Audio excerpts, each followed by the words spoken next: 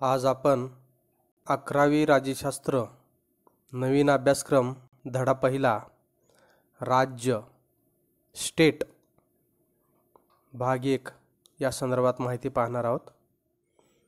11वी राज्यशास्त्र नागरिक शास्त्राचा रोख हा नागरिकावर होता। म्हणजे 8वी पर्यंत आपल्याला नागरिक शास्त्र होतं। त्या नागरिक शास्त्रामध्ये नागरिक म्हणजे काय, नागरिकांचे हक्क, कर्तव्य यांचा अभ्यास केला जायचा। नंतर 9वी 10वी राज्यशास्त्र आलं आणि राज्यशास्त्रामध्ये राज्य, सरकार, प्रशासन इत्यादीवर रोख होता। या राज्यशास्त्राच्या पहिल्या चॅप्टरमध्ये आपणाला राष्ट्र, राष्ट्रवाद, राज्य आणि शासन संस्था या संदर्भाने अभ्यास करायचा आहे। हे खालील वाक्य वाचल्यानंतर आपल्याला एक एक कन्सेप्ट आपल्याला क्लिअर होत जाईल। म्हणून खालील वाक्य वाचा। नंबर 1, माझा एक मित्र पंजाबी तर दुसरा मणिपुरी आहे। बघा, एक मित्र पंजाबी तर दुसरा मणिपुरी आहे, म्हणजे मणिपूरचा आहे। हे वाक्य त्या व्यक्तीची ओळख सांगते। तो कोणत्या, ही ओळख म्हणजे एखादी व्यक्ती ही पंजाबी, तमिळ, मराठी, तेलुगू इत्यादी असल्याची ओळख आहे।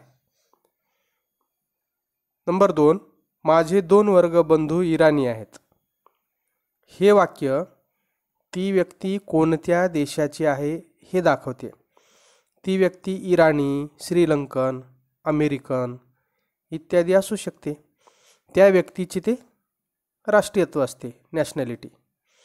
नंबर 3, आम्ही रोज राष्ट्रगीत म्हणतो। मला आपल्या राष्ट्रगीताचा अभिमान आहे। आता आम्ही रोज राष्ट्रगीत म्हणतो, राष्ट्रगीताबाबतचे वाक्य हे त्या राज्याच्या संदर्भातील आहे। आणि मला आपल्या राष्ट्रगीताचा अभिमान आहे, हे आपल्याला राष्ट्रगीताबाबत अभिमान आहे हे राष्ट्रवादाच्या भावनेचे प्रतीक आहे। कारण राष्ट्रगीत चालू झालं की आपण लगेच जाग्यावर थांबतो, चालत जरी असलो तरी जाग्यावर थांबतो, किंवा बसलो असलो तर उठून उभा राहतो। ही बाब म्हणजे राष्ट्रवादाच्या भावनेचे प्रतीक आहे। नंबर 4, मला शासकीय कार्यालयात जाऊन माझा जन्म दाखला घ्यायचा आहे। जन्माचा दाखला घेणे ही शासन संस्थेच्या संदर्भातील बाब आहे। म्हणजे शासन संस्था किंवा सरकारचं कार्यालय जे आहे जन्मदाखला देण्याचं, त्याच्याशी संबंध आहे। वरील प्रत्येक वाक्य कोणत्या तरी निश्चित घटकाशी संबंधित आहे। मग ते राष्ट्रीयत्वाशी संबंधित असेल, किंवा राष्ट्रवादाशी संबंधित असेल, किंवा एखाद्या शासकीय कार्यालयाशी संबंधित असेल, किंवा एखाद्या घटक राज्याशी संबंधित असेल, किंवा त्याची ओळख सांगणारी एखादी बाब असेल। म्हणजे हे जे 4 वाक्य बघितले त्याच्यामध्ये आपणाला कोणत्या तरी निश्चित घटकाशी प्रत्येकाचा संबंध येतो। त्याच्यानंतर पुढे आहे, अमेरिका हे राष्ट्र सर्वात विकसित राष्ट्र आहे। बघा, एक वाक्य लक्षपूर्वक वाचायचं आहे। अमेरिका हे राष्ट्र सर्वात विकसित राष्ट्र आहे। त्याच्यानंतर इराण हे एक मुस्लिम राष्ट्र आहे। त्याच्यानंतर महाराष्ट्र राज्याने अनेक बाबींमध्ये प्रगती केली आहे। त्याच्यानंतर उत्तरेकडील राज्यामध्ये हिंदीचा प्रभाव खूप आहे। श्रीलंका हे भारताच्या शेजारील राज्य आहे। जम्मू काश्मीर हा भारताचा भाग आहे। भारत हे धर्मनिरपेक्ष राज्य आहे। आता या वरील वाक्यामध्ये एखाद्या ठिकाणी देशासाठी राज्य हा शब्द वापरला आहे, तर एखाद्या ठिकाणी देशासाठी राष्ट्र हा शब्द वापरला आहे। बघा, इथं घटक राज्यासाठी राज्य हा शब्द वापरलेला आहे, तर महाराष्ट्र राज्याने। तसेच इथं एखाद्या देशाला राष्ट्र म्हटलेलं आहे, देशालाही राज्य म्हटले आहे, आणि देशातील एखाद्या छोट्या विभागाला, उदाहरणार्थ महाराष्ट्रालाही राज्य म्हटले आहे। याचा अर्थ आपण रोजच्या व्यवहारात राष्ट्र व राज्य हे दोन्ही समान अर्थाने वापरतो, पण प्रत्यक्षात मात्र या दोन्ही शब्दांना स्वतंत्र अर्थ आहे. क्वचित आपण देशाला समाज असाही शब्द प्रयोग करतो. उदाहरणार्थ, भारतीय समाज पाश्चात्य समाजापेक्षा वेगळा आहे. म्हणजे दैनंदिन व्यवहारामध्ये आपण राज्य, राष्ट्र, समाज यात काही फरक करत नाही. पण राज्यशास्त्राचा अभ्यास करणाऱ्यांनी हे लक्षात ठेवायला पाहिजे की या सर्व संकल्पना ज्या आहेत त्या भिन्न आहेत. आपण भारत, पाकिस्तान, चीन इत्यादींचा उल्लेख करताना देश हा शब्द वापरतो. कधीकधी आपण त्यांना राष्ट्र किंवा राज्य म्हणून देखील संबोधित करतो. या सगळ्या शब्दांचा अर्थ जरी सारखा असला तरी तांत्रिकदृष्ट्या टेक्निकली या शब्दांमध्ये फरक आहे. सांस्कृतिक, वांशिक, धार्मिक, भाषिक, ऐतिहासिक पातळीवर समानता असेल तर मानसिक पातळीवर ऐक्याची भावना तयार होते. अशा वेळी त्याला राष्ट्र म्हणून संबोधले जाते. एखाद्या राष्ट्राला राज्य होण्यासाठी पुढील घटकांची आवश्यकता असते: सार्वभौमत्व, स्वतंत्र शासन संस्था, निश्चित भूप्रदेश आणि लोकसंख्या. प्रत्यक्षात रोजच्या व्यवहारात आपण सार्वभौम शासन संस्था असलेल्या स्वतंत्र देशाचे वर्णन करताना राज्य या शब्दाऐवजी राष्ट्र हा शब्द प्रयोग करतो. राज्यशास्त्र या विषयाचा अभ्यास करताना मात्र आपण सार्वभौम शासन संस्था असलेल्या देशाला राज्य असे संबोधतो. म्हणून हे जे आपण वरील उदाहरण दिलेलं आहे, भारत, पाकिस्तान, चीन या देशांना ह्या राष्ट्र कधी आपणाला देश म्हणतो, तर कधी राष्ट्र म्हणतो, तर कधी राज्य म्हणून संबोधतो. पण या सगळ्या शब्दाचा अर्थ जरी सारखा असला तरी तांत्रिकदृष्ट्या या शब्दामध्ये फरक आहे. सांस्कृतिक, वांशिक, धार्मिक, भाषिक, ऐतिहासिक पातळीवर बघा, आता सर्व घटक हे राष्ट्र घडवणारे घटक आहेत. राष्ट्र ही एक भावनिक संकल्पना आहे.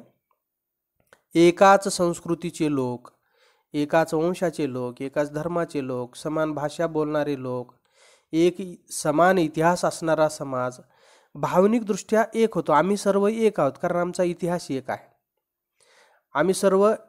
आमची सर्वांची भाषा, लिपी एकच आहे म्हणून आम्ही सर्वजण एक आहोत. म्हणून त्यांच्यामध्ये भावनिक एकात्मता निर्माण होत असते. एकाच धर्माच्या लोकांमध्ये आपापसात आपुलकी निर्माण होत असते. आम्ही सर्व एक आहोत असं वाटत असतं आणि यालाच आपण राष्ट्र असं म्हणत असतो.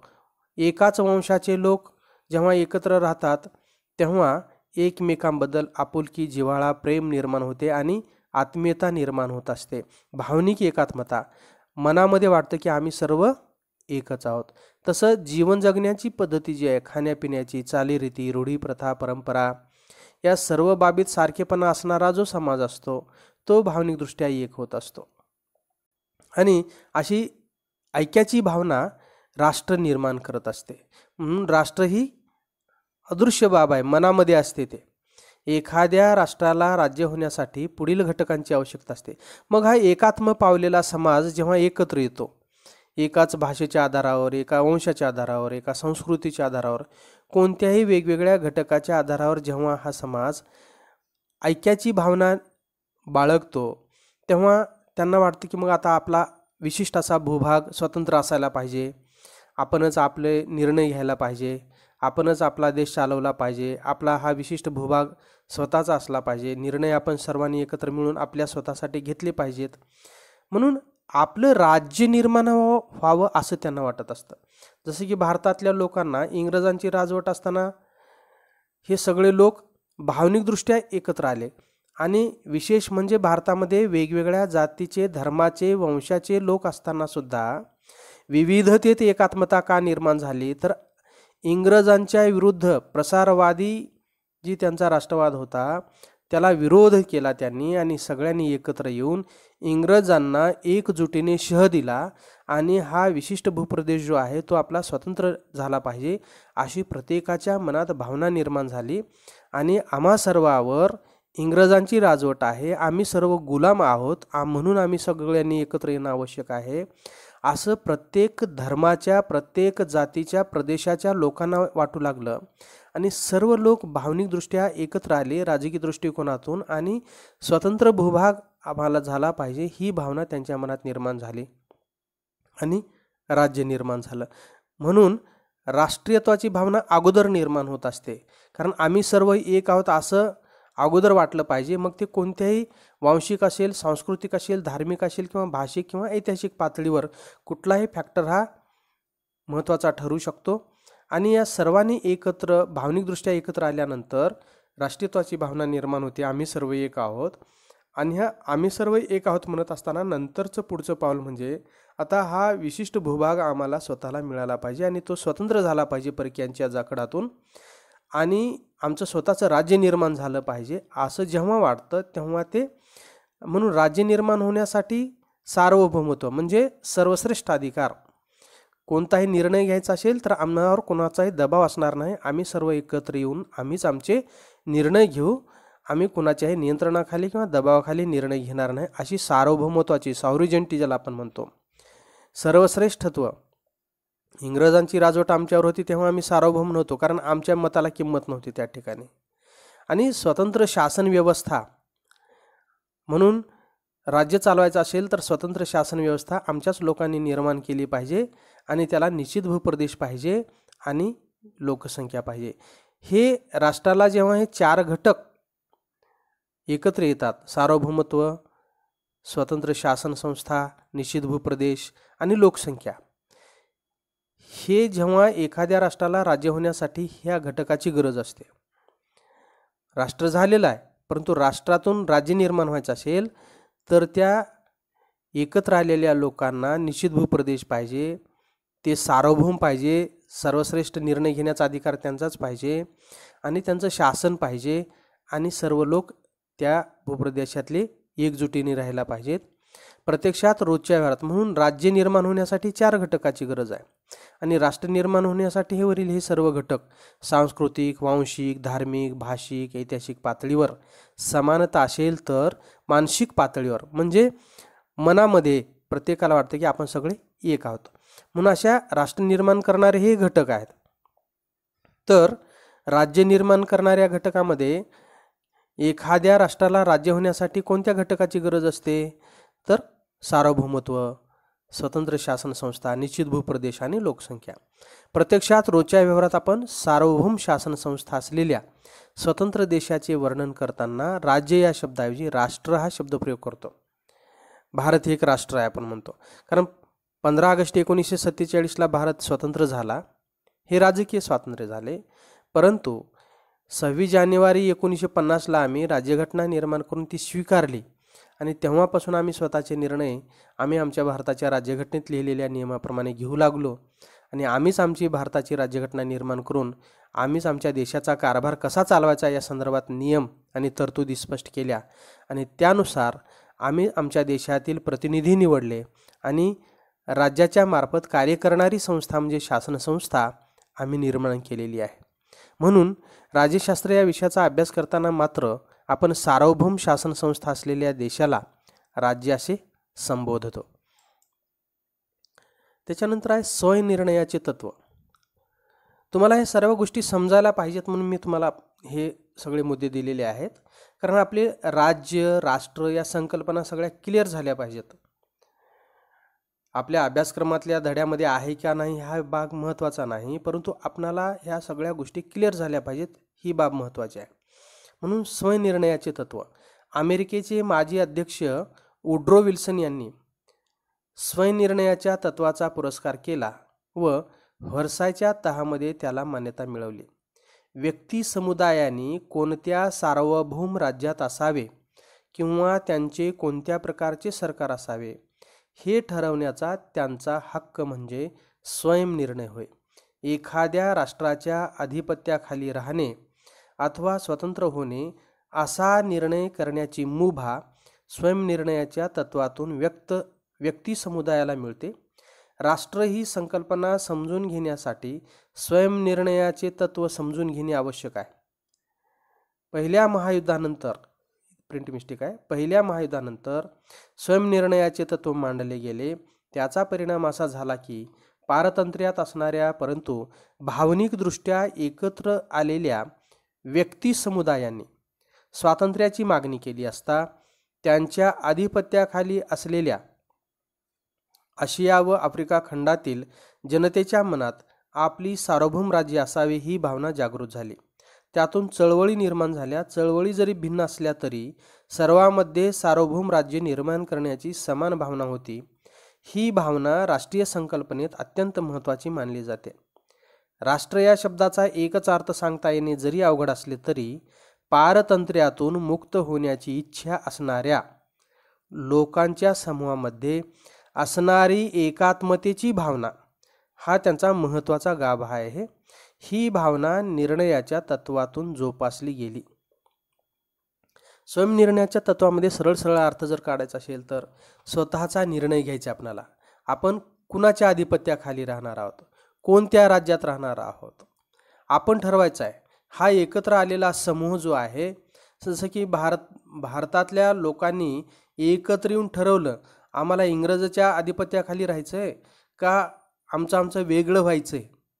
म्हणजे या भागात राहणारे जे हिंदुस्थानमध्ये किंवा भारतामध्ये राहणारे सगळ्या लोकांनी ठरवायचं आहे आणि तो त्यांना अधिकार आहे स्वयंनिर्णयाचा की व्यक्ती समुदायाने कोणत्या सार्वभौम राज्यात असावे.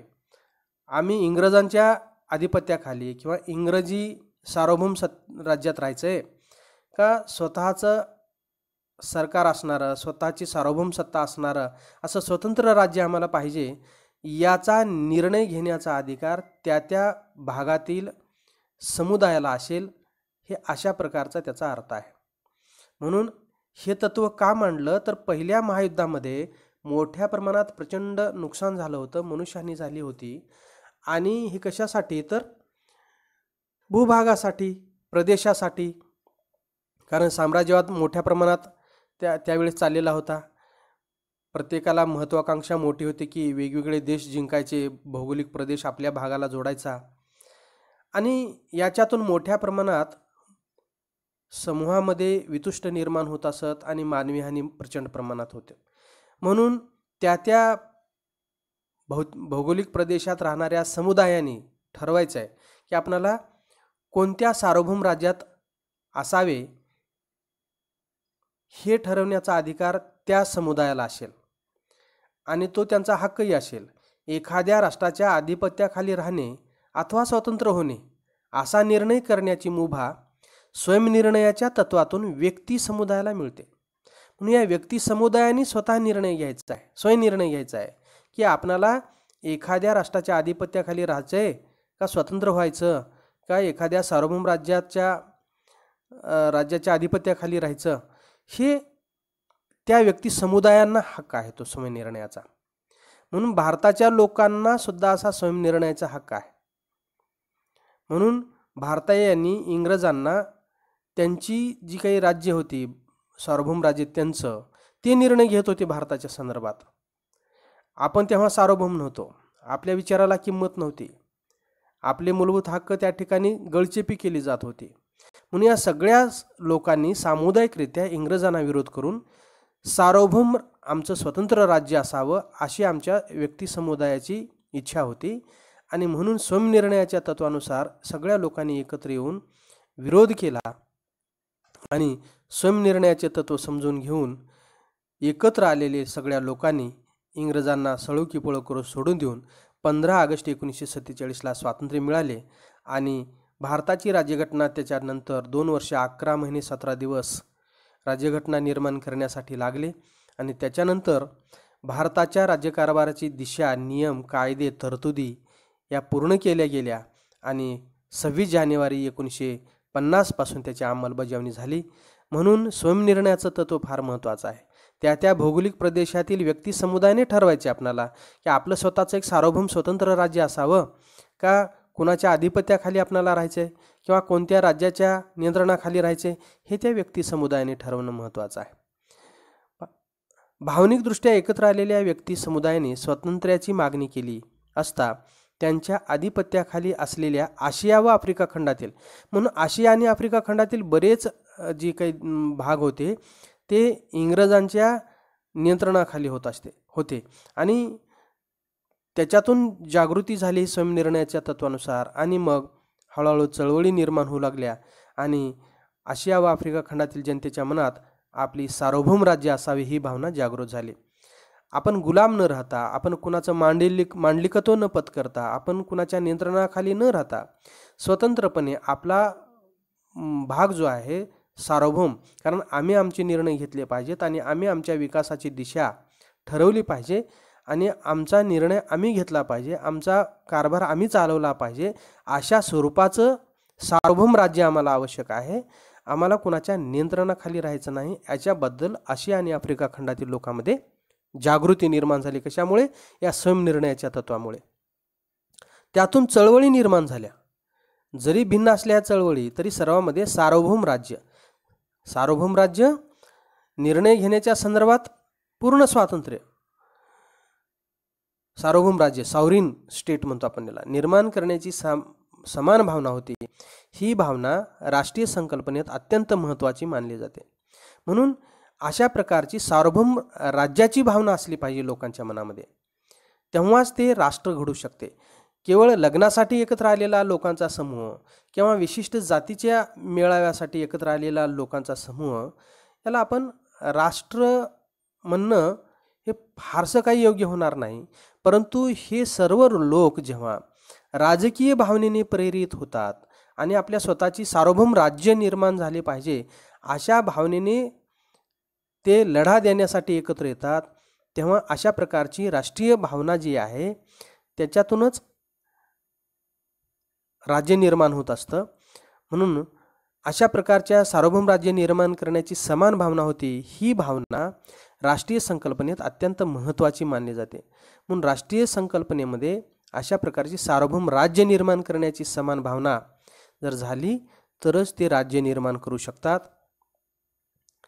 राष्ट्र या शब्दाचा एकच अर्थ सांगता येणे जरी अवघड असले तरी पारतंत्र्यातून मुक्त होण्याची इच्छा असणाऱ्या लोकांच्या समूहामध्ये असणारी एकात्मतेची भावना. बघा, पारतंत्र्यातून मुक्त होण्याची इच्छा, कारण भारतामध्ये सुद्धा तसंच झालं. कारण भारतातल्या सर्व व्यक्ती समुदायांना, वेगवेगळ्या धर्माच्या, वेगवेगळ्या प्रदेशातील लोकांना, सर्वांना एकत्र असं वाटू लागलं की आपण पारतंत्र्यातून मुक्त झालं पाहिजे. आणि अशीच भावना आशिया आणि आफ्रिका खंडातल्या बहुतांशी देशांना वाटू लागली आणि अशा लोकांच्या समूहामध्ये असणारी एकात्मतेची भावना हा त्यांचा महत्त्वाचा गाभा आहे. ही भावना निर्णयाच्या तत्वातून जोपासली जाते. कोणत्या? स्वयंनिर्णयाच्या तत्वातून. त्याच्यानंतर आहे राष्ट्राची व्याख्या. राष्ट्र या शब्दाला इंग्रजीत नेशन असे म्हणतात. नेशन या शब्दाची मूळ लॅटिनमधील नेसाई या शब्दात आहे. नासाईचा अर्थ जन्माला येणे असा आहे. म्हणूनच असे मानले जाते की एखाद्या राष्ट्राच्या लोकांमध्ये मानसिक आणि सांस्कृतिक संबंध आहेत. बघा, राष्ट्र हा शब्द नेशनपासून झाला आहे आणि नेशन या नेशन हा शब्द मूळ लॅटिनमधील नासाई या शब्दापासून झालेला आहे आणि नासाईचा अर्थ आहे जन्माला येणे असा आहे. म्हणून जन्माला येणे याचा संबंध एखाद्या राष्ट्राच्या लोकांमध्ये मानसिक आणि सांस्कृतिक संबंध. आम्ही एक आहोत, एकाच वंशाचे आहोत, आम्ही एकाच भागात जन्माला आलेला आहोत असं जेव्हा आपल्याला वाटतं तेव्हा मानसिक, सायकोलॉजिकल, मानसिक आणि सांस्कृतिक, कल्चरल रिलेशनशिप असते. कारण खाणेपिणे, चालीरीती आणि विचार करण्याची स्थिती जी असते ती सारखी असते जवळजवळ. म्हणून नासाई या लॅटिन शब्दापासून नेशन हा शब्द तयार झालेला आहे. NASCI, ना सायन्स, SCIचं सायन्सचं जे SCI आहे ना ते लक्षात ठेवायचं. ना साय SCI. त्याच्यानंतर सामाजिक, सांस्कृतिक, राजकीय पातळीवर स्वतःची समान ओळख असणारे लोक. बघा, सामाजिक, सोशली, कल्चरल आणि पॉलिटिकल लेवलवर स्वतःची समान ओळख असणारे लोक आपले स्वतंत्र अस्तित्व निर्माण करण्याचा प्रयत्न करतात, तेव्हा त्याला राष्ट्र असे म्हणतात. आपले वेगळेपण सांस्कृतिक, वांशिक, धार्मिक, भाषिक, ऐतिहासिक इत्यादी पातळीवर इथे एक भावनिक एकात्मतेची जाणीव असते. हे लोक एका निश्चित भौगोलिक प्रदेशात राहत असतीलच असे नाही, म्हणून एकाच भौगोलिक प्रदेशात असणारेच लोक राष्ट्र निर्माण करतात असं नाही, तर बऱ्याच वेळेस विस्कळीत वेगवेगळ्या भूप्रदेशात असणाऱ्या लोकांमध्ये सुद्धा एकमेकाबद्दल आपुलकी, आंतरिक तळमळ, प्रेम निर्माण होऊ शकते आणि आम्ही एक आहोत अशी भावना त्यांच्यात निर्माण होऊ शकते. म्हणून केवळ सांस्कृतिक, राजकीय, सामाजिक पातळीवर समान ओळख असणारे लोक आपले स्वतंत्र अस्तित्व निर्माण करण्याचा प्रयत्न करतात, तेव्हा त्याला राष्ट्र असे म्हणतात. आणि सांस्कृतिक, वांशिक, धार्मिक, भाषिक, ऐतिहासिक इत्यादी पातळीवर इथे एक भावनिक एकात्मतेची जाणीव असते. आम्ही सर्व एक आहोत असं त्यांना वाटत असतं. आणि मग हे लोक भलेही एकाच भूप्रदेशावर राहत जरी नसले, वेगवेगळ्या भूप्रदेशावर राहत असले, तरी ते राष्ट्र निर्माण होत असते. जसं की इंग्रजांच्या राजवटीत आपण आपल्या भागातला एखादा माणूस अमेरिकेमध्ये असेल, जर्मनीमध्ये असेल किंवा ऑस्ट्रेलियामध्ये असेल, तरीही भारताच्या लोकांमध्ये त्याच्याबद्दलचं प्रेम आणि त्याच्या मनामध्ये आपल्या लोकांबद्दलचं प्रेम तो कुठं आपल्या भूप्रदेशावर होता, तरीही आंतरिक भावना आहे. आम्ही एकाच संस्कृतीचे लोक आहोत, एकाच वंशाचे लोक आहोत, एकाच धर्माचे लोक आहोत. आमचा इतिहास एक आहे, आमची भाषा, चालीरीती, वाङ्मय एक आहे. असं जेव्हा त्यांना वाटतं, तेव्हा भलेही कोसोदूर अंतर जरी आमच्यामध्ये असलं तरी आम्हात राष्ट्र निर्माण होत असतं. जसं की आजही आम्ही पाहतो, भारतातला एखादा विद्यार्थी ऑस्ट्रेलियामध्ये, आफ्रिकेमध्ये किंवा अमेरिकेमध्ये समाज, अनेक लोक वेगवेगळ्या देशात आहेत आणि त्यांच्याबद्दल जर काय त्या ठिकाणी वाईट घडलं तर आपणाला इथं वाईट वाटतं. कारण का, तर ती आंतरिक भावना आहे आणि त्यालाच राष्ट्र म्हटलेलं आहे. हे लोक एक निश्चित भौगोलिक प्रदेशात राहत असतीलच असे नाही. प्राध्यापक बर्जेस यांच्या मते भौगोलिक एकता असलेल्या प्रदेशात वस्ती करणारा, वांशिक एकता असणारा लोकसमुदाय म्हणजे राष्ट्र होय. बर्जेस यांच्या राष्ट्राच्या व्याख्येतून खालील मुद्दे स्पष्ट होतात. लोकसमुदाय राष्ट्र घडवतो, म्हणून राष्ट्र घडण्यासाठी लोकसमुदाय पाहिजे, तरच त्यांच्यामध्ये सामूहिक एकात्मतेची किंवा ऐक्याची भावना निर्माण होऊ शकते. असा लोकसमुदाय विशिष्ट भूप्रदेशात एकत्र राहत असला पाहिजे आणि असा हा लोकसमुदाय विशिष्ट भूप्रदेशात एकत्र राहत असला पाहिजे आणि तो प्रदेश सलग असला पाहिजे, तुटक असता कामा नये, सलग असला पाहिजे. त्या लोकसमुदायात वांशिक एकता असली पाहिजे. आम्ही एकाच वंशाचे आहोत असं त्यांना वाटलं पाहिजे. आपण एकाच त्या लोकांमध्ये, समुदायात वांशिक एकता असली पाहिजे. प्राध्यापक बर्जेस यांच्या मते समान भाषा, लिपी व वाङ्मय, इतिहास आणि परंपरा हे घटक वांशिक एकतेत समाविष्ट आहेत. म्हणून बर्जेस यांच्या मते वांशिक एकतेमध्ये आपण सर्व एक आहोत असं कधी वाटतं, तर भाषा सारखी असली पाहिजे, लिखाण, वाङ्मय, साहित्य, इतिहास आणि परंपरा हे घटक वांशिक एकतेत समाविष्ट होत असतात. म्हणून या सर्व गोष्टी त्या व्यक्ती समुदायाला एकत्र आणण्यामध्ये, भावनिक एकात्मता निर्माण करण्यामध्ये मदत करतात. खरोखरच मनातून वाटतं की आपण हे सगळे एक आहोत, कारण आम्ही एकाच भाषेचे आहोत, एकच लिपी आहे, आमचे वाङ्मय सुद्धा एकच आहे आणि इतिहास आणि परंपरा सुद्धा एकच आहेत. म्हणून या सगळ्या बाबींचा समावेश वांशिक एकतेत केला जातो. म्हणून एकाच वंशाच्या लोकांमध्ये लवकर एकात्मतेची भावना निर्माण होते आणि त्यातून आमचं स्वतंत्र सार्वभौम सत्ता असावी, राज्य असावं, अशी ती राष्ट्राची जी भावना असते ते राज्याच्या दिशेने घेऊन चलत असते. प्राध्यापक बारकर यांच्या मते विशिष्ट भूप्रदेशावर वस्ती करून राहणारा, बघा, विशिष्ट भूप्रदेशावर वस्ती करून राहणारा व्यक्ती समुदाय म्हणजे राष्ट्र होय. व्यक्ती समुदायातील घटकांना एकत्र राहण्याने एकात्मतेची भावना निर्माण होते. प्राध्यापक बारकर यांच्या राष्ट्राच्या व्याख्येतून स्पष्ट होणारे मुद्दे खालीलप्रमाणे आहेत. व्यक्ती समुदायाचे राष्ट्र बनते, तिकडे सुद्धा व्यक्ती समुदायाचेच आहे.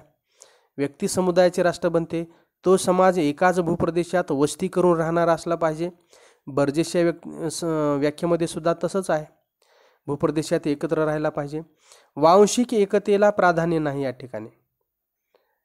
कारण का, तर विशिष्ट भूप्रदेशावर वस्ती करून राहणारा व्यक्ती समुदाय म्हणजे राष्ट्र होय. व्यक्ती समुदायातील घटकांना एकत्र राहण्याने एकात्मतेची भावना निर्माण होते. सलग सतत पिढ्यानपिढ्या जेव्हा आपण एकत्र राहतो तेव्हा आपोआपच एकमेकाबद्दल आपुलकी प्रेम भावना निर्माण होत असते आणि आपण सगळे एक आहोत आणि समोर येणाऱ्या संकटाला आपण सगळे मिळून तोंड देऊया आणि आपलं स्वातंत्र्य आणि आपलं रक्षण करूया अशी भावना निर्माण होत असते. आणि आपला स्वतःचा भूप्रदेश, आपलं स्वतःचं सार्वभौम राज्य, निर्णय घेण्याच्या संदर्भात संपूर्ण अधिकार आपल्याला असले पाहिजेत अशा स्वरूपाच्या त्या राष्ट्रीयतेच्या भावनेला राज्याच्या दिशेने दिशा मिळत असते. थोडक्यात एका निश्चित प्रदेशात जरी वेगवेगळ्या वंशाचे लोक असले तरी ऐतिहासिक परंपरेद्वारे समान विचार आणि भावना, समान धर्म आणि भाषा असलेले लोक म्हणजे राष्ट्र होय. साधी सोपी सरळ व्याख्या, एका निश्चित प्रदेशात भारताचा नकाशा समोर ठेवा.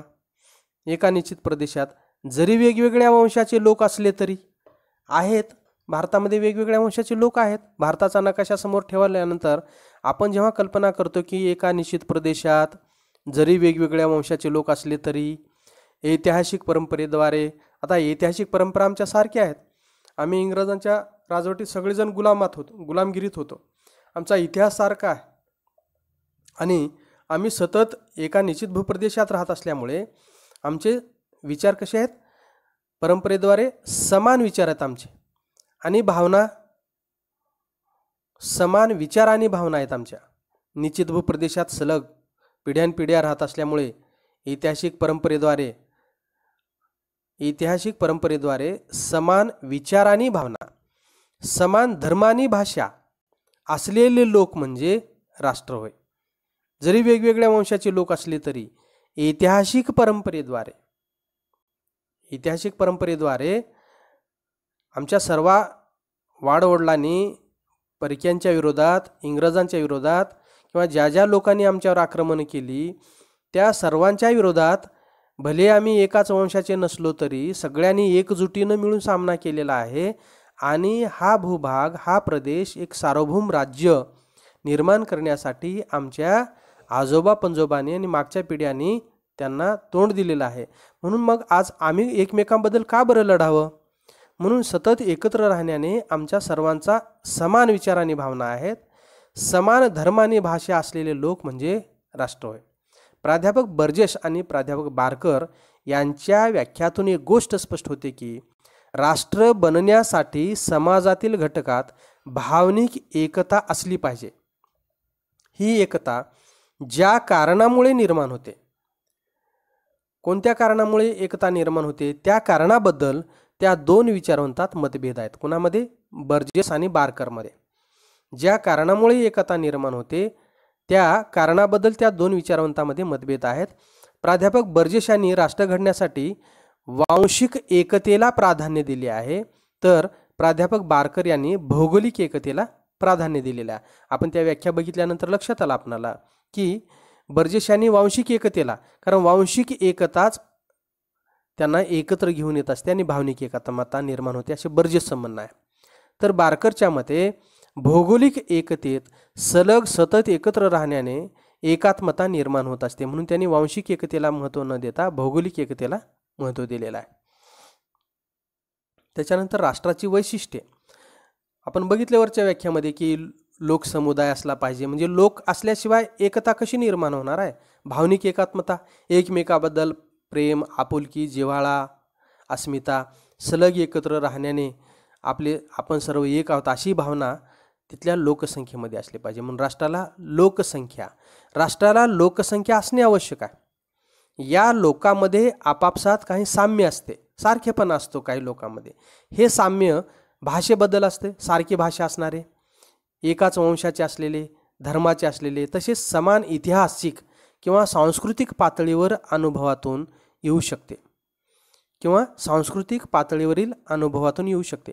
म्हणून या समाजामध्ये बऱ्याच गोष्टीबद्दल साम्य असते, भाषेबद्दल, वांशिकतेबद्दल, धर्माबद्दल, तसेच समान ऐतिहासिक किंवा सांस्कृतिक पातळीवरील अनुभवातून येऊ शकते. या वांशिक, ऐतिहासिक आणि सांस्कृतिक ऐक्याच्या दृष्टिकोनातून आपण राष्ट्र आहोत हा समज निर्माण होतो. म्हणून आपली भाषा सारखी आहे, म्हणून एकमेकाबद्दल प्रेम, आपुलकी, आपण एक आहोत अशी मनामध्ये भावना निर्माण होत असते, असा समज निर्माण होत असतो. आपण एकाच धर्माचे आहोत, आपला समान इतिहास आहे, आपल्या चालीरीती जीवन जगण्याची पद्धती सारखी आहे, म्हणून त्यांच्यात आणि आमच्यात फारसा काही भेद नाही, आम्ही सगळे एक आहोत अशी ऐक्याची भावना किंवा समज निर्माण होत असतो. म्हणून लोकसंख्या असली पाहिजे, राष्ट्राचं महत्त्वाचं वैशिष्ट्य. नंबर 2, सामुदायिक ऐक्याची भावना असली पाहिजे. लोकांमधील सांस्कृतिक समानतेतून जीवन जगण्याची जी पद्धत आहे, चालीरीती आहे, सण साजरे करणं आहे, रूढी प्रथा परंपरा आहे, या बहुतांशी लोकांच्या सारख्या आहेत, म्हणून आम्ही सगळे एक आहोत असं आपण म्हणतो. लोकांमधील सांस्कृतिक समानतेतून आपण एक असल्याची मानसिकता निर्माण होते. हा भावनिक पातळीवरचा विचार आहे, त्या समुदायाचा हा दृष्टिकोन आहे. म्हणून त्या समुदायाला असं वाटतं की आपण सगळे एकच आहोत, आम्ही सगळे एक आहोत, कारण आमची चालीरीती, रूढी प्रथा परंपरा, खाण्याच्या, जगण्याच्या, विचार करण्याच्या सगळ्या बाबी सारख्याच आहेत, अशी भावनिक पातळीवरचा विचार असतो आणि त्या समुदायाचा हा दृष्टिकोन असतो. म्हणून सामुदायिक ऐक्य निर्माण होत असतं त्या लोकांमध्ये. आणि मग नंतर राजकीय वेगळेपण, सामाजिक, सांस्कृतिक, धार्मिक व भाषिक समानता असलेले लोक जेव्हा एका निश्चित भूप्रदेशात राहतात, तेव्हा त्यांच्यात आपण राजकीय पातळीवर वेगळे व्हावे ही भावना निर्माण होते. स्वयंनिर्णयाच्या जाणीवेतून हे विचार पुढे येतात. यातूनच राजकीय पातळीवरील स्वशासनाची मागणी निर्माण होऊ शकते. राजकीय वेगळेपण पहा, कारण वेगवेगळ्या गोष्टीतून हे सगळे लोक एकत्र आलेले आहेत. सामाजिक, सांस्कृतिक, धार्मिक, भाषिक समानता असलेले लोक हे एकत्र आहेत. जेव्हा एका निश्चित भूप्रदेशात राहतात, भारताचा नकाशा समोर ठेवा, तेव्हा एका निश्चित भूप्रदेशात हे सगळे सामाजिक, सांस्कृतिक, धार्मिक आणि भाषिक समानता असलेले लोक जेव्हा एका निश्चित प्रदेशात राहतात, तेव्हा त्यांच्यात आपण राजकीय पातळीवर वेगळे व्हावे ही भावना निर्माण होते. आणि ह्या सगळ्यामध्ये काय वाटतं, आपण राजकीय पातळीवर सुद्धा वेगळे व्हावे असे वाटतं.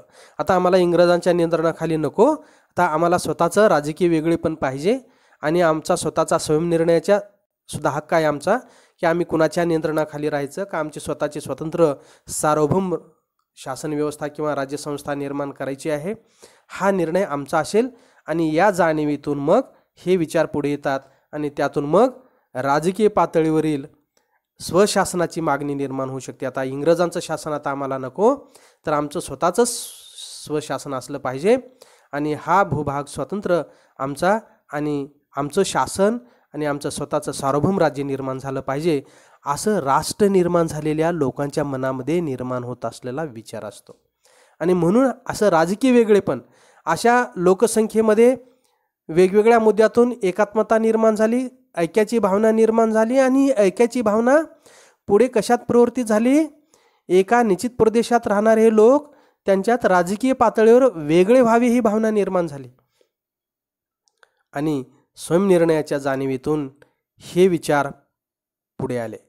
स्वयंनिर्णयाचं तत्व आपण बघितलं वुड्रो विल्सनचं. आणि मग या व्यक्ती समुदायाला कुणाच्या नियंत्रणाखाली राहायचं तो आपण ठरवायचं आहे, आपल्या समुदायाने ठरवायचं आहे.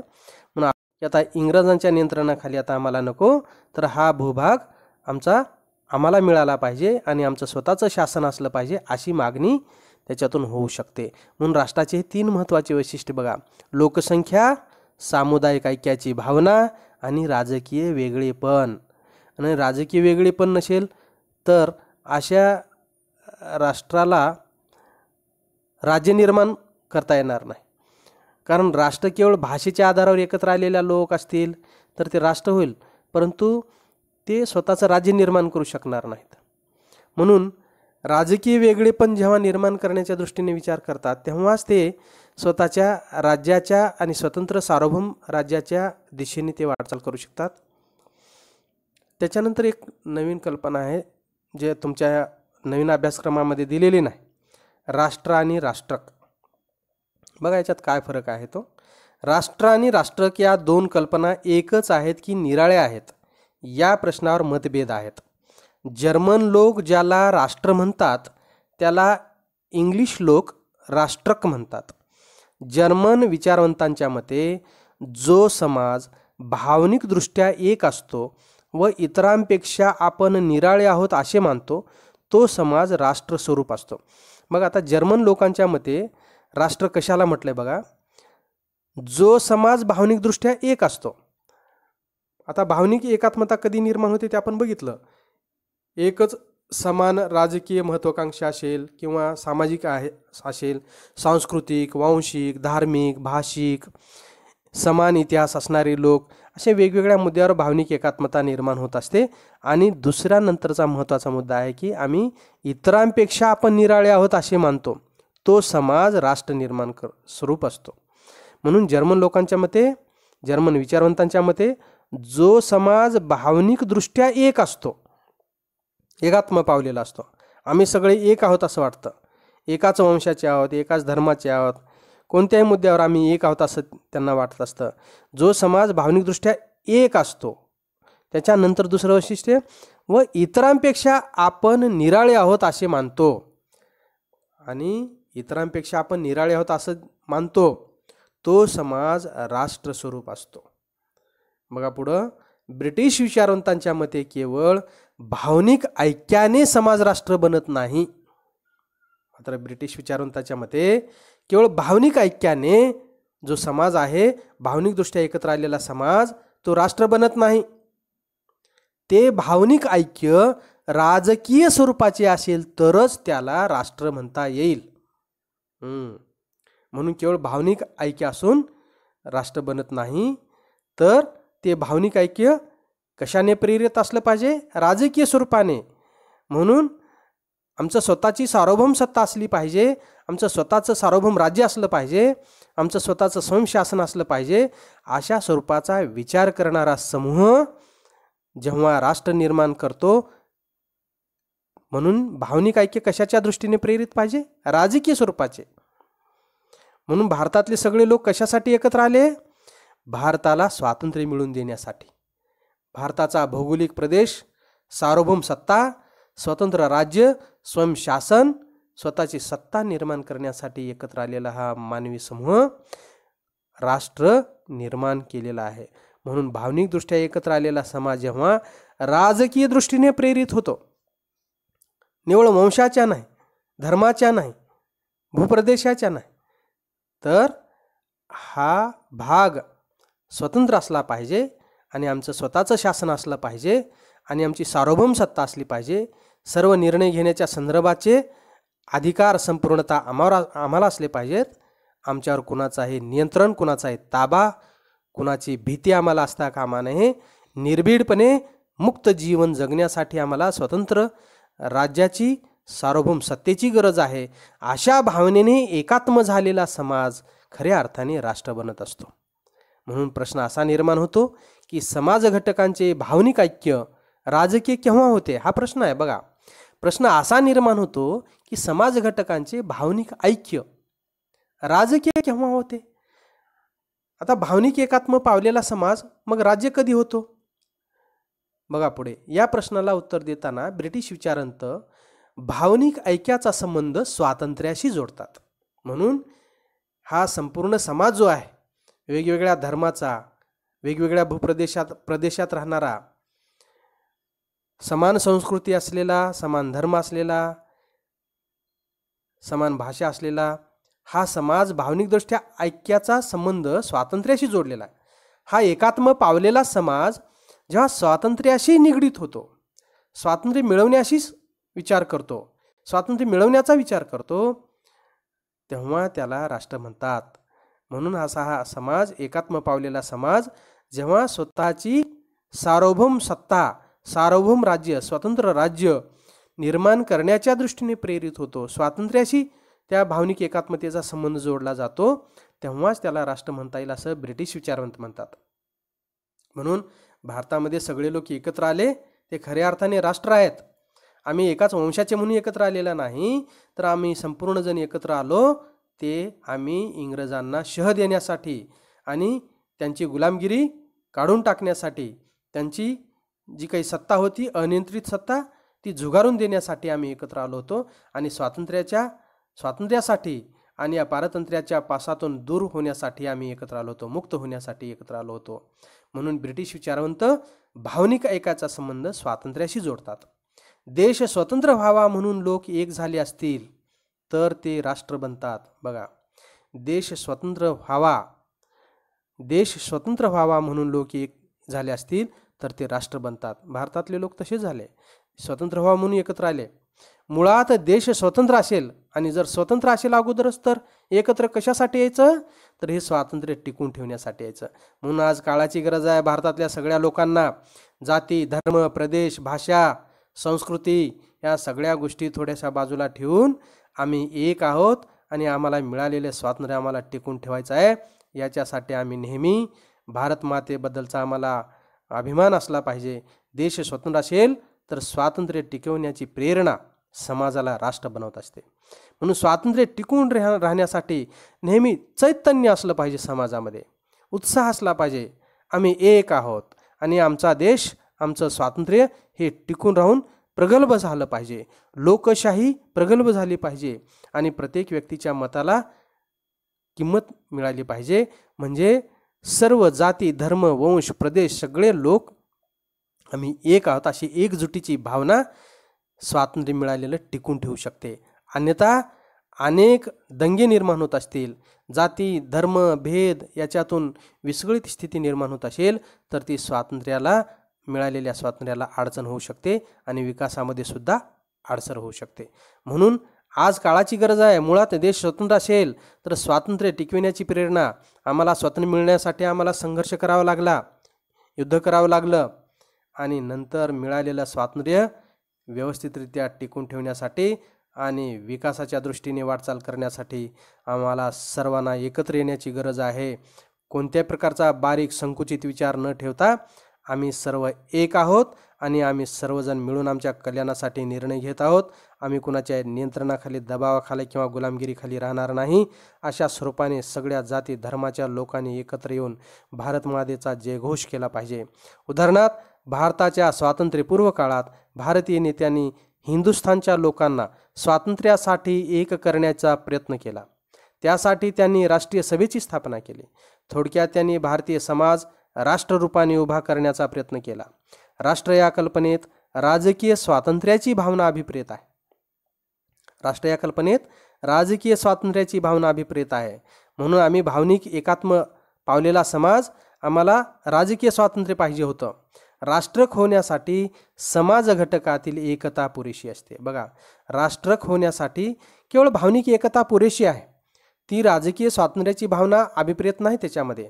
म्हणून राष्ट्रकामध्ये केवळ एकात्म पावलेला समाज असतो. मग तो वंशाच्या आधारावर असेल किंवा धर्माच्या आधारावर असेल किंवा संस्कृतीच्या आधारावर असेल, केवळ एकात्म पावलेला समाज एवढीच बाब पुरेशी आहे राष्ट्रक होण्यासाठी. म्हणून राष्ट्रक होण्यासाठी समाज घटकातील एकता पुरेशी आहे. समाज घटकात एकता असणं म्हणजे राष्ट्रक. परंतु ब्राईस या विचारवंताने राष्ट्र आणि राष्ट्रक यातील फरक फार सोप्या शब्दात सांगितला आहे. त्यांच्या मते राष्ट्रक म्हणजे भाषा, वाङ्मय, कल्पना, रूढी आणि परंपरा यांच्या योगाने लोक एकात्म होऊन त्यांच्यात आपण इतरांपेक्षा निराळे आहोत अशी भावना निर्माण होते. बघा, इतरांपेक्षा निराळे आहोत आणि आपली रूढी, परंपरा, भाषा एक आहे म्हणून आपण एक आहोत, एवढ्यापुरतेच ते एकत्र आलेले आहेत. अशा प्रकारे एकात्म झालेला समाज राष्ट्रक असतं. परंतु अशा या हेतूने एकात्म झालेला समाज जेव्हा पुढे स्वातंत्र्याचा प्रयत्न करतो तेव्हा तो राष्ट्र होतो. म्हणून भारतामध्ये अशा सगळ्या गोष्टींनी एकात्म पावलेला समाज स्वातंत्र्य मिळवण्यासाठी प्रयत्न करतो तेव्हा तो राष्ट्र बनतो. यावरून असे स्पष्ट होते की राष्ट्रक आधी निर्माण होते व त्यानंतर राष्ट्र निर्माण होते. म्हणून राष्ट्रकामध्ये केवळ भावनिक एकात्मता आणि आम्ही इतरांपेक्षा वेगळे आहोत एवढ्या दोनच गोष्टी पुरेशा आहेत. मात्र राष्ट्र होण्यासाठी आमच्यामध्ये भाषा, वाङ्मय, कल्पना, रूढी आणि परंपरा या योगाने आणि आम्ही इतरांपेक्षा वेगळे आहोत या दोन गोष्टीमुळे आम्ही एकात्म झालेला समाज जेव्हा देशाला स्वातंत्र्य मिळवून देण्यासाठी प्रयत्न करतो तेव्हाच ते राष्ट्र बनत असते.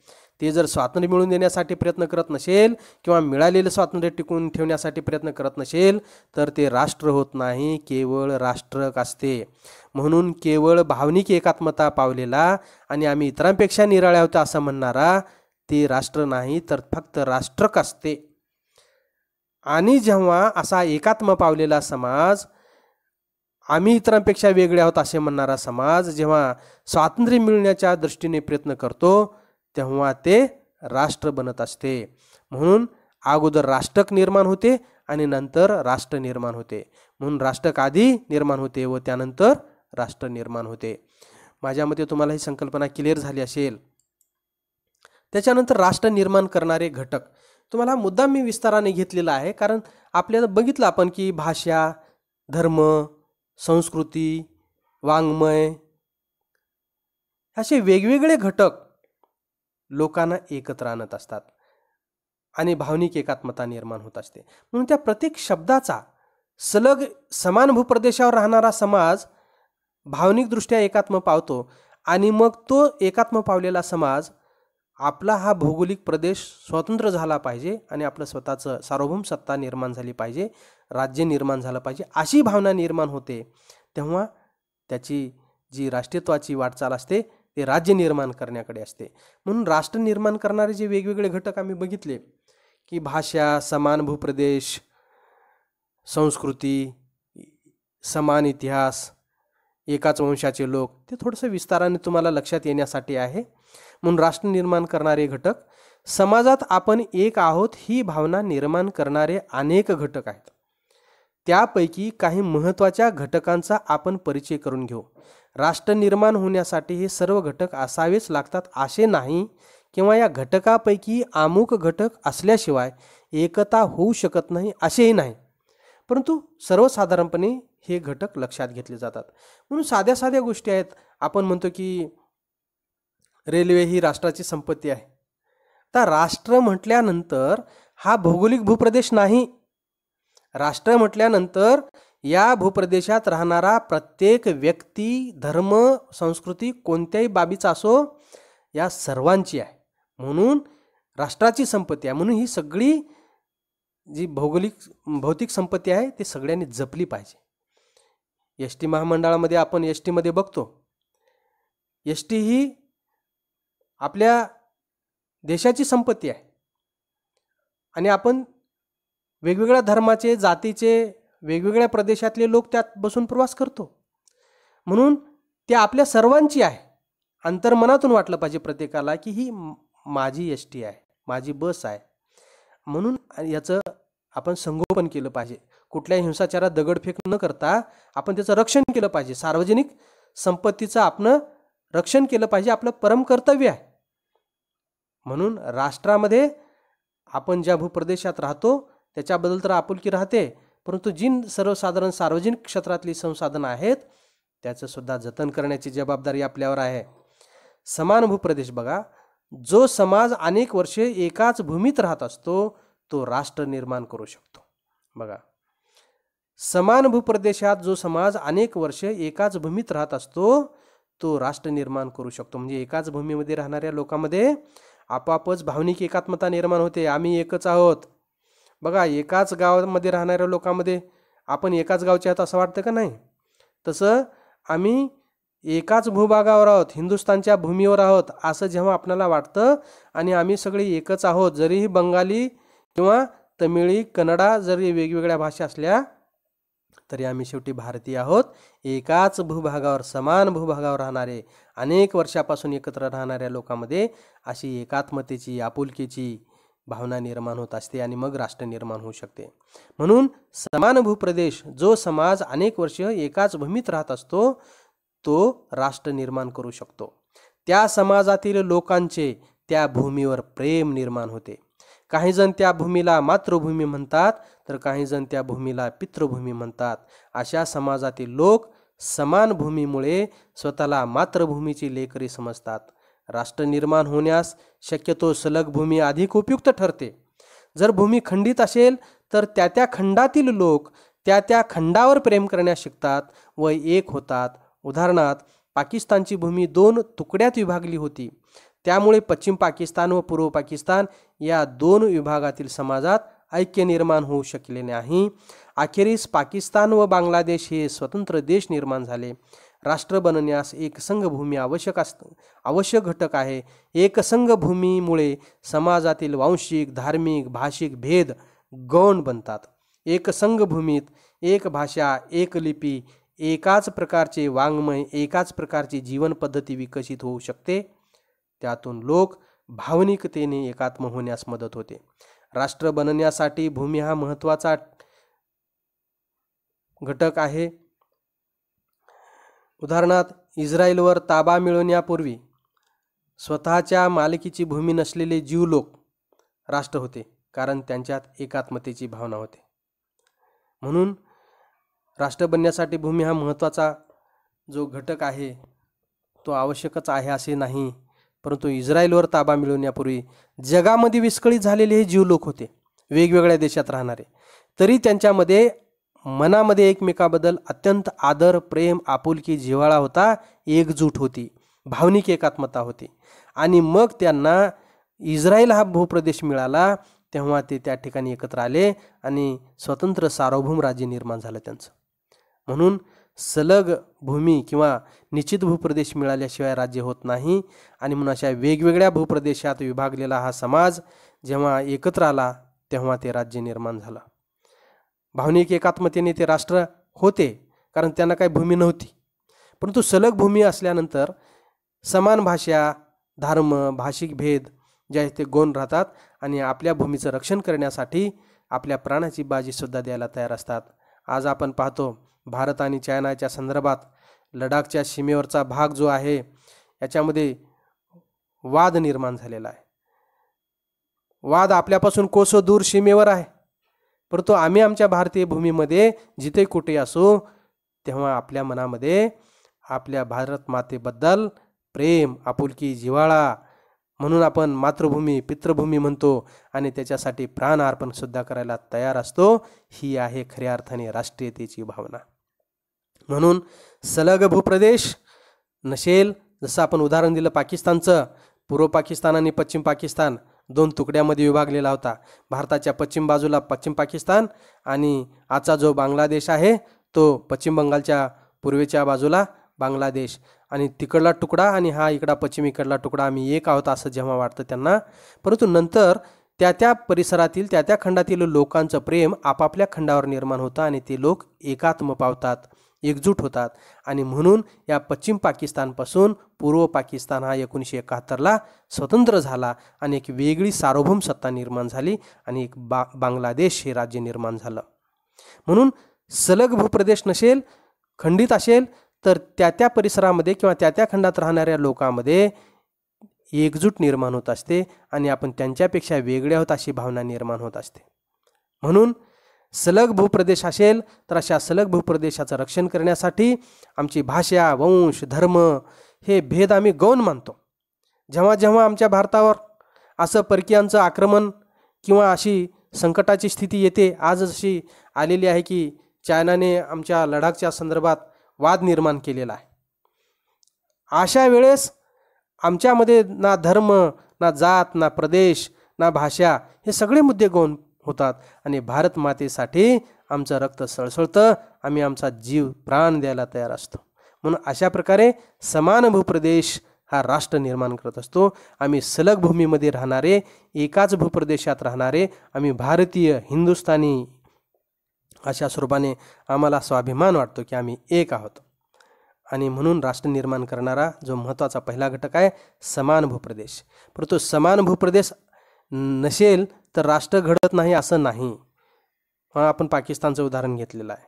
त्याचबरोबर ज्यांना कुणाला भूप्रदेशच नव्हता, जसं की ज्यू लोकांना 1948 पर्यंत जगातल्या वेगवेगळ्या भूप्रदेशात उभं फिरत राहिले, त्याला जगात कोणी भूमी दिली नाही, जागा दिली नाही, ते वेगवेगळ्या देशात भटकत राहिले, तरी त्यांच्यामध्ये भावनिक एकात्मता होती. अमेरिकेमध्ये असणारा जीव असेल, भारतामध्ये असणारा असेल, जर्मनीमध्ये असणारा असेल, जगात कुठेही असणारा तो जीव भावनिकदृष्ट्या एकात्म पावला आणि मग 1948ला त्यांना या पृथ्वीवर इस्रायल हा भूप्रदेश मिळाला आणि एक स्वतंत्र राज्य निर्माण झालं. याच्यानंतर दुसरा घटक आहे वंश. वंश हा राष्ट्र घडविणारा एक महत्त्वाचा घटक मानला जातो. म्हणजे एकात्म पावण्यासाठी, आम्ही एकाच वंशाचे आहोत म्हणून आम्ही एक आहोत, म्हणून आम्ही एकत्र येऊन आम्ही सगळी आमच्या सर्व समस्यांना तोंड देऊ, आम्ही आमचे प्रश्न सोडू, आम्हाला स्वतःचा स्वतंत्र भूभाग पाहिजे, आमचं स्वतःचं शासन पाहिजे, अशा स्वरूपाचा नंतरचा विचार असतो. परंतु जेव्हा एकत्र येण्यासाठी म्हणून हे घटक महत्त्वाचे आहेत. व्युत्पत्तीच्या दृष्टीने नेशन हा शब्द वंशाशी संबंधित आहे. आपले पूर्वज एकच होते ही कल्पना खरी असली किंवा कल्पित असली तरी समाज घटकांत भावनिक एकात्मता निर्माण करण्यास पोषक ठरते. आपले पूर्वज एकच होते म्हटलं की आपण आपल्या वर्तमान काळातले राग लोभ विसरून जातो आणि आम्ही एकमेकाला छातीशी लावतो आणि घट्ट पकडतो, कारण का आमचा वंश, आमचे पूर्वज एक होते आणि आता आम्ही वर्तमान काळात वेगवेगळ्या समस्या घेऊन एकमेकांच्या विरोधात उभं राहणं हे चुकीचं आहे असं वाटतं आणि आम्ही एक होतो, एकजूट होते, भावनिक एकात्मता निर्माण होते आणि मग आमचा भूप्रदेश एक स्वतंत्र झाला पाहिजे असं वाटतं आणि मग आम्ही राजकीय दृष्टीने प्रेरित होतो. म्हणून एकात्म पावण्यासाठी वंश हा घटक महत्त्वाचा आहे. परंतु आधुनिक काळात वांशिक एकतेला फारसे महत्त्व नाही. परंतु अलीकडे वंशाला फारसे एकत्र महत्त्व नाही. कोणताही वंश शुद्ध स्वरूपात दिसून येत नाही, कारण जागतिकीकरणाचा परिणाम आहे. अनेक वंश एकमेकात मिसळले गेले. उदाहरणार्थ प्राचीन काळात भारतात आर्य आणि द्रविड एकमेकात मिसळले गेले. इंग्रज, जर्मन, झेक आणि पोल अशा विविध वंशाच्या लोकांनी एकत्र येऊन आजचे अमेरिका हे राष्ट्र घडवले आहे. जगात अनेक वंशाच्या लोकांनी इतर वंशाच्या लोकांवर आक्रमण करून वंशाची शुद्धता नाहीशी केली आहे. यावरून हे स्पष्ट होते की राष्ट्र घडवणाऱ्या घटकांपैकी वंश हा एक घटक आहे. म्हणून वांशिक एकता असणाऱ्या लोकांमध्ये राष्ट्र निर्माण होते. परंतु आज जगामध्ये कुठल्याही देशाचा वंश हा शुद्ध स्वरूपात नाही. अनेक वंशाचे लोक येऊन जसं अमेरिका तयार झालं तसं भारतामध्ये सुद्धा आर्य आणि द्रविड एकमेकात मिसळले. तसेच इंग्रज, जर्मन, झेक आणि पोल अशा विविध वंशाच्या लोकांनी एकत्र येऊन आज अमेरिका तयार केला. म्हणून जगात अनेक वंशाच्या लोकांनी इतर वंशाच्या लोकांवर आक्रमण करून वंशाची शुद्धता नाहीशी केली आहे. यावरून हे स्पष्ट होते की राष्ट्र घडवणाऱ्या घटकापैकी वंश हा घटक आहे. हा एक महत्त्वाचा घटक आहे असं म्हणता येईल आपणाला, कारण आज जगामध्ये कुठलाही वंश हा शुद्ध स्वरूपात राहिलेला नाही. परंतु एकाच वंशाचे लोक जर असतील तर लवकर एकात्म पावत असतात. त्याच्यानंतर धर्म. धर्म हा राष्ट्र घडवणारा एक घटक मानला जातो. धर्मातून व्यक्तीची भौतिक आणि पारमार्थिक कर्तव्ये व्यक्त होतात. म्हणून जे कधीच अस्तित्वात येत नाहीत अशा स्वरूपाचे आपले काही पारमार्थिक विचार असतात, भौतिक आणि पारमार्थिक कर्तव्य व्यक्त होतात. एकाच प्रकारची कर्तव्ये ज्याच्या समोर आहेत असा समाज भावनेने एकात्म होऊ शकतो. म्हणून धर्माच्या आधाराने रूढी, प्रथा, परंपरा विकसित होतात. त्या देखील समाजाच्या एकात्मतेला पोषक ठरतात. म्हणून ज्या त्या धर्मामध्ये रूढी, प्रथा, परंपरा वेगवेगळ्या आहेत आणि मग वेगवेगळ्या धर्माच्या रूढी, प्रथा, परंपरा पालन करणारा जो समाज आहे तो लवकर एकात्म होतो. एकेकाळी धर्माने समाज संघटन केले. म्हणजे मध्ययुगामध्ये धर्म किंवा धर्माचा जो काही धार्मिक व्यक्ती बोलेल त्या पद्धतीने समाज ऐकत होता. धार्मिक जे नेते होते त्या धर्माधिकाऱ्यांनी सांगितल्याप्रमाणे समाज त्याचं पालन करत होता.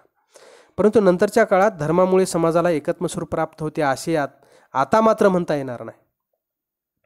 धर्माची स्वतःची एकात्मता राहिली नाही. धर्मात पंथभेद निर्माण झाले.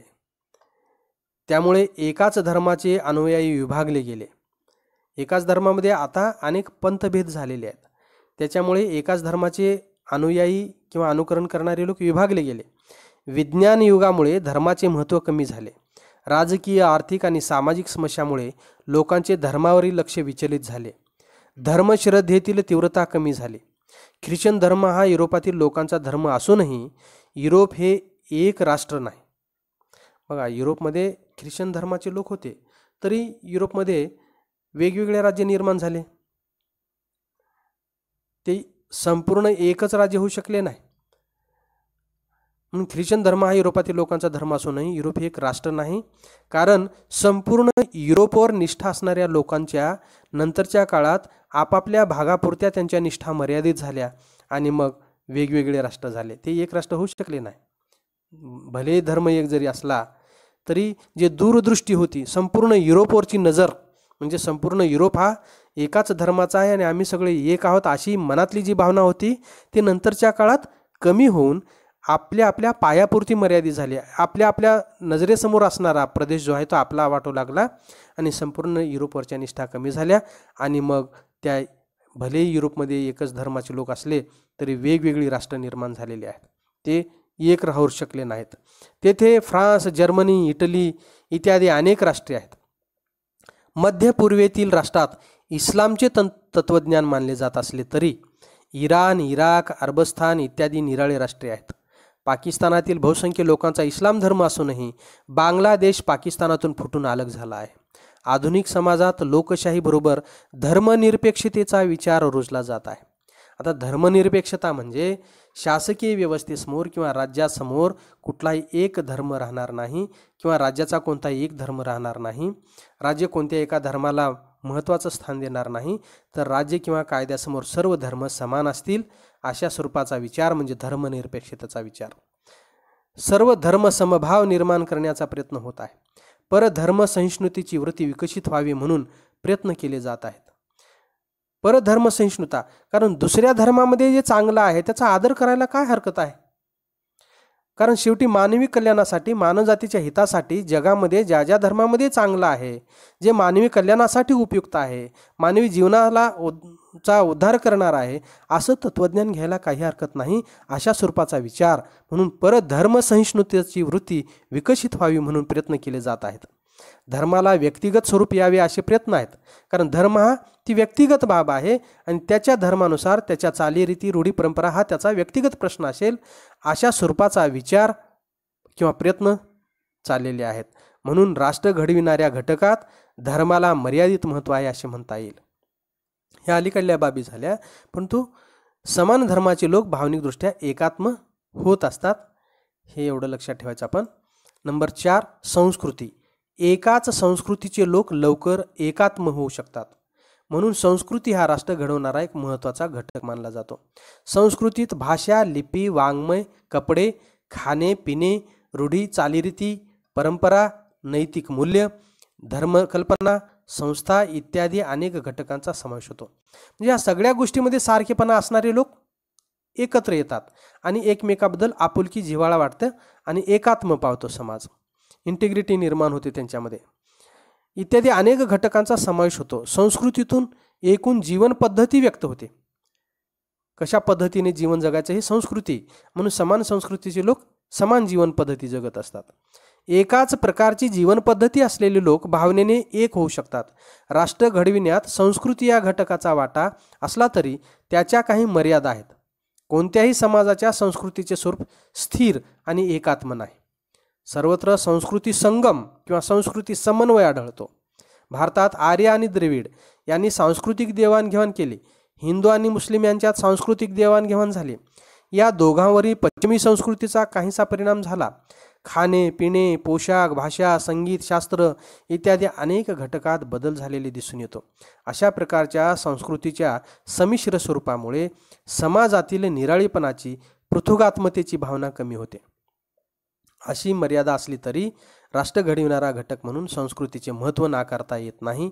प्रत्येक समाजाला आपल्या संस्कृतीचा अभिमान वाटतो. समाजाकडून आपल्या संस्कृतीचा वारसा जपण्याचा प्रयत्न होतो. म्हणून समान संस्कृतीचे लोक एकात्म पावत असतात, एकत्र येत असतात, त्यांच्यात एकात्मता निर्माण होत असते.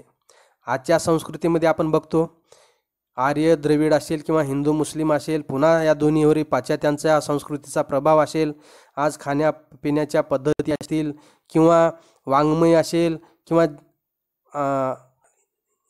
करमणूक असेल, या सगळ्या बद्दल आज फारशी काही निराळेपणाची किंवा पृथुगात्मतेची भावना आता कमी होत आहे. आपण निराळे नाही इतरांपेक्षा काही. आता संपूर्ण वैश्विक संस्कृती निर्माण झालेली आहे. कारण जगातल्या वेगवेगळ्या देशाचं या माध्यमामुळे, मीडियामुळे इतका परिणाम झालेला आहे की संपूर्ण जगामध्ये एक आंतरराष्ट्रीय पातळीवरची जीवन पद्धती निर्माण झालेली आहे. वेगळेपणाची अशी कोणत्याही देशाची आता संस्कृती टिकून राहणं फार कठीण झालेलं आहे. तरीही आपल्या संस्कृतीचा अभिमान असल्यामुळे प्रत्येक समाज आपली संस्कृती टिकून ठेवण्याचा आणि वारसा जपण्याचा प्रयत्न करत असतो. नंबर 5, भाषा आणि लिपी. भाषा आणि लिपी हे राष्ट्र घडवणारे महत्त्वाचे घटक आहेत. भाषा हे असे माध्यम आहे की ज्याच्या साहाय्याने लोक एकमेकात विचारांची देवाणघेवाण करू शकतात. भाषेतून वाङ्मय जन्माला येते. समाजाच्या मनात भाषेविषयी आणि वाङ्मयाविषयी आदर निर्माण होतो. आपली भाषा, आपले वाङ्मय ही भावना समाजाची एकात्मता दर्शविणारी आहे.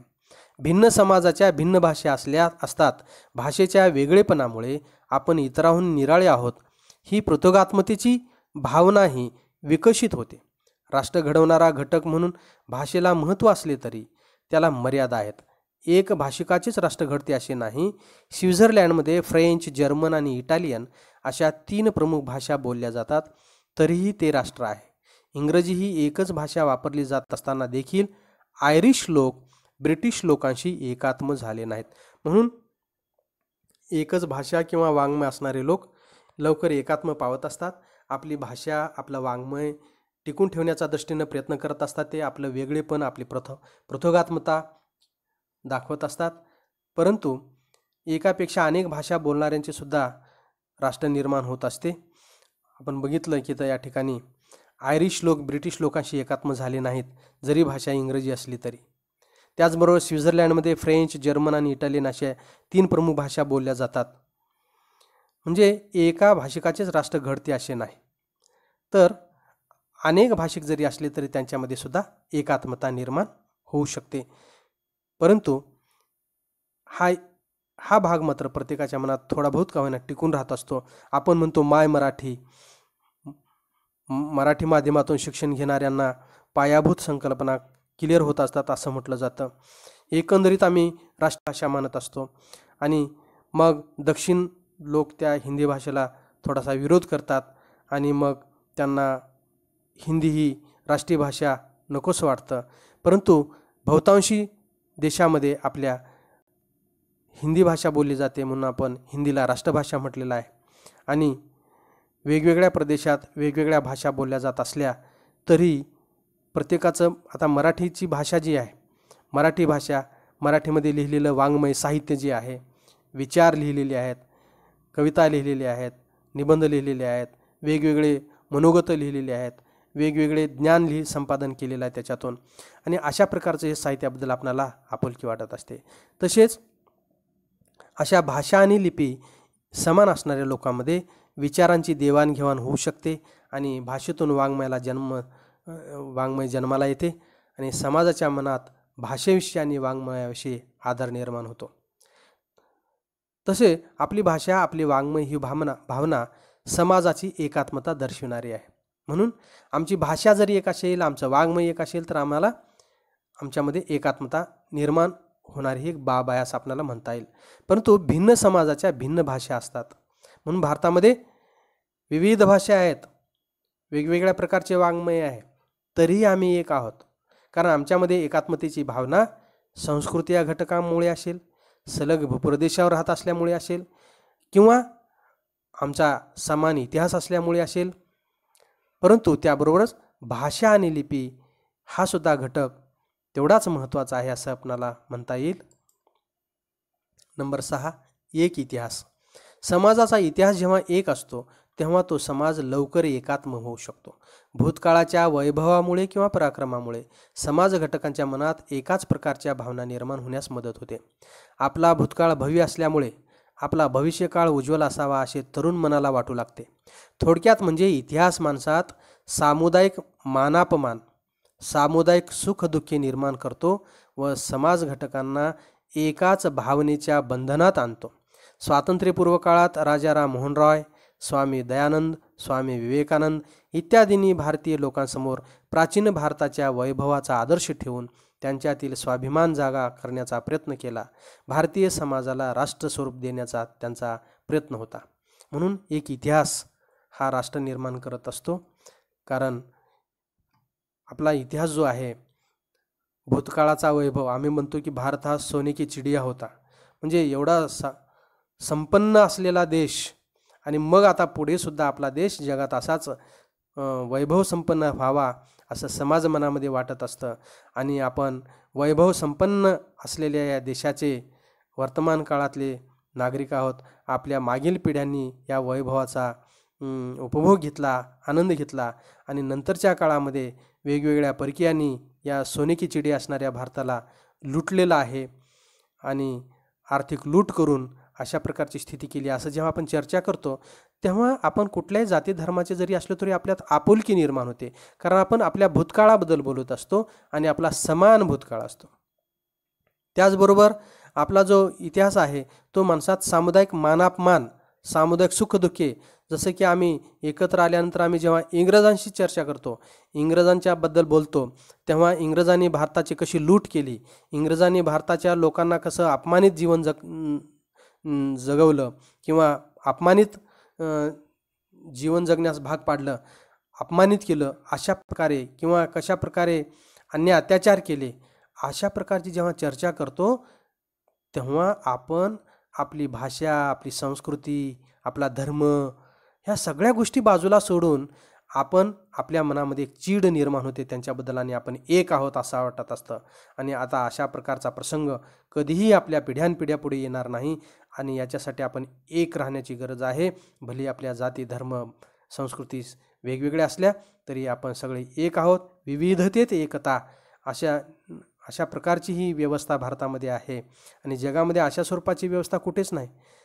विविधतेत एकता निर्माण करण्याची ताकद फक्त भारतामध्ये टिकून ठेवण्याची ताकद आहे आणि अशा प्रकारचे हे विविध रंगी चादर